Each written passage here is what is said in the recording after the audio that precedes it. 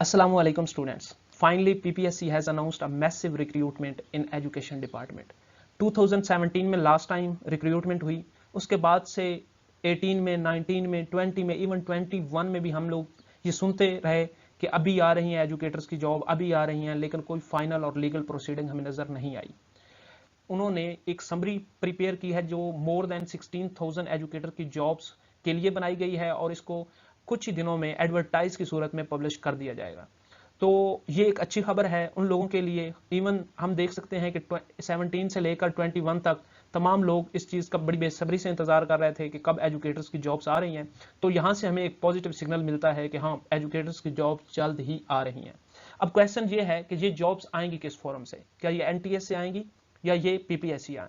तो most recommended are, या जो ज़्यादातर लोग सोच रहे हैं वो ये है कि इस मरतबा जॉब NTS से नहीं आएंगी, जॉब्स आएंगी PPSC।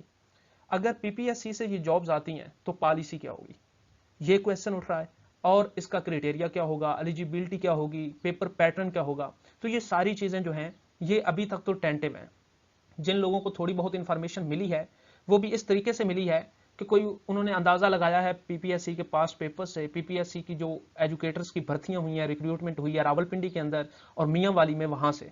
तो मैंने भी इन दोनों जो रिक्रूटमेंट के प्रोसीजर्स थे रावलपिंडी और मियांवाली, वहाँ से और जो बाकी टेंटिव बाकी लोगों से पता चली है उनसे एक समरी तैयार की है, जिसमें मैं आपको बताने जा रहा हूँ कि PPSC किस तरीके से ले सकता है, ये रिक्रूटमेंट कर सकता है किस तरीके से, और इसके अंदर सिलेबस क्या हो सकता है, पेपर पैटर्न क्या होगा, एलिजिबिलिटी क्राइटेरिया क्या हो सकता है। ये सारी चीज़ें हम इस वीडियो के अंदर डिस्कस करेंगे।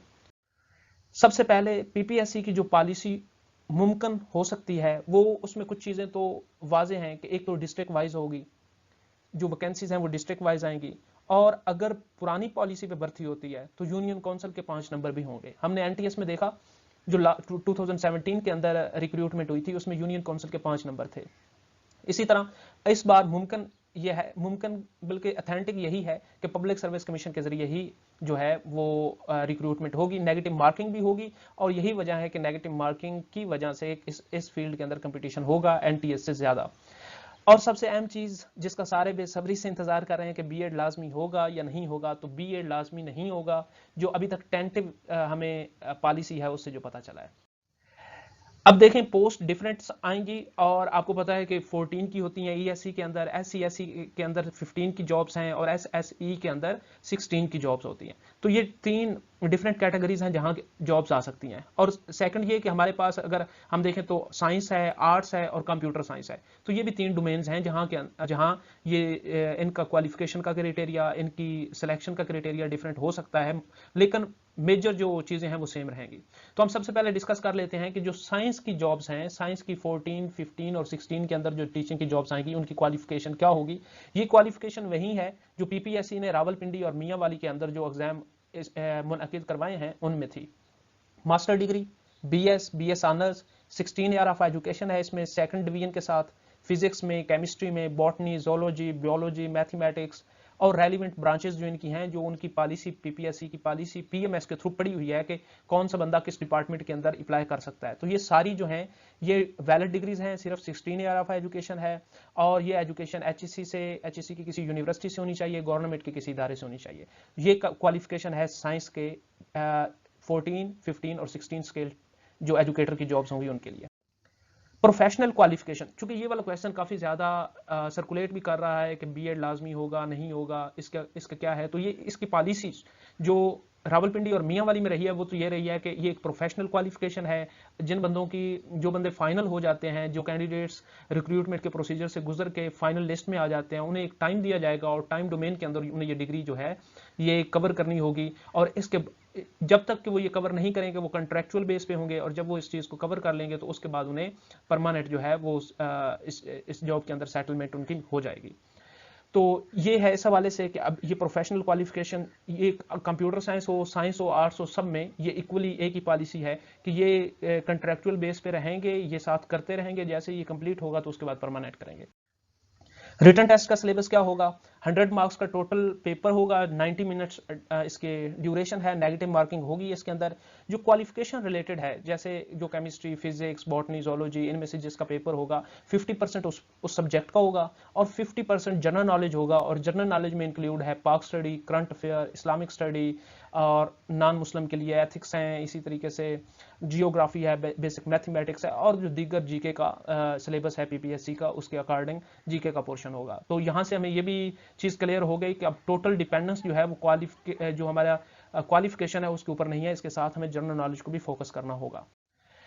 अच्छा, जो आर्ट्स का सिलेबस है, जो आर्ट्स की जॉब्स हैं, उसके लिए जो क्वालिफिकेशन है वो बीएस है, बीएस ऑनर है। वो किसी भी आर्ट के सब्जेक्ट में, उसमें उर्दू हो सकती है, इंग्लिश, पाक स्टडी, साइकोलॉजी, इस्लामियात, political science, history, geography, ETC, जो बाकी सब्जेक्ट हैं वो सारे इसमें इंक्लूड हैं। लेकिन ये जिस यूनिवर्सिटी से होने चाहिए वो भी एचएससी से जो है वो टेस्टेड हो और उसके बाद गवर्नमेंट के किसी और इदारे से हो। लिहाजा गवर्नमेंट की यूनिवर्सिटीज़ और जो इदारे हैं उन्हीं के लोग जो हैं वो इसके लिए क्वालिफाई होंगे।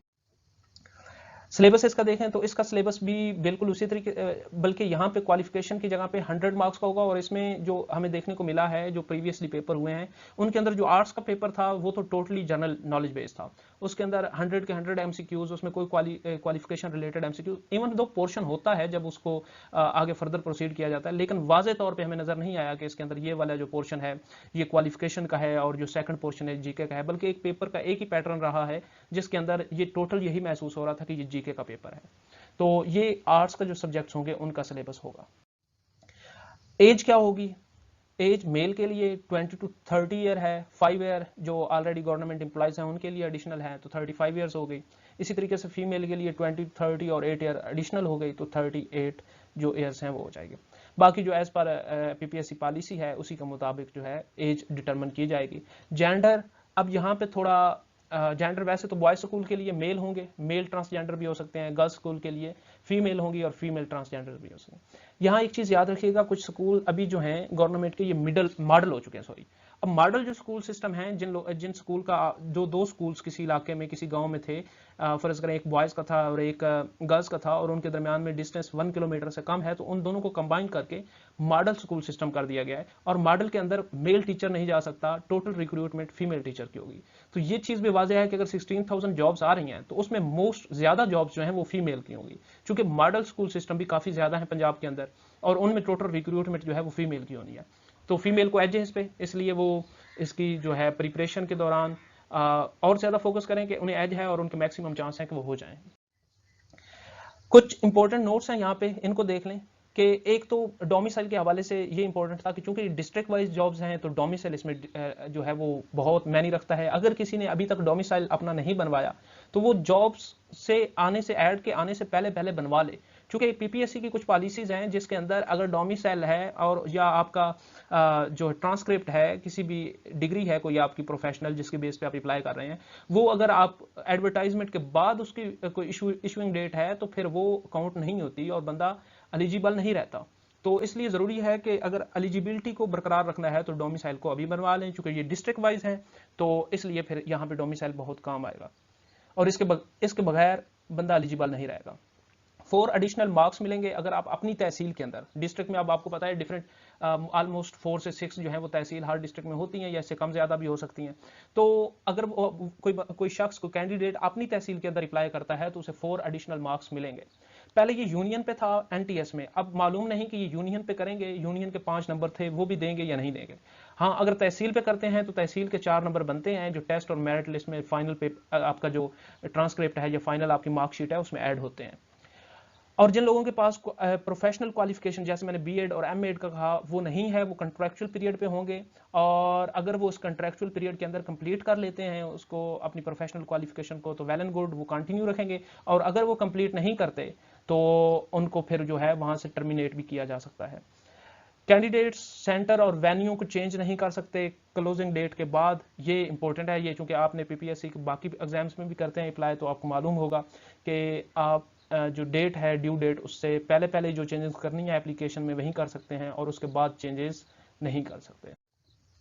मेरिट और सिलेक्शन क्राइटेरिया क्या है? टोटल 200 मार्क्स हैं, एकेडमिक मार्क्स 40 हैं अब ये कुछ लोग कह रहे हैं कि एकेडमिक मार्क्स कम करके 20 कर दिए गए हैं, लेकिन अभी ये भी फाइनल नहीं है, क्योंकि ये टेंटिव है और जो प्रीवियस प्रोसीजर्स हैं उसके अंदर एकेडमिक मार्क्स 40 ही थे।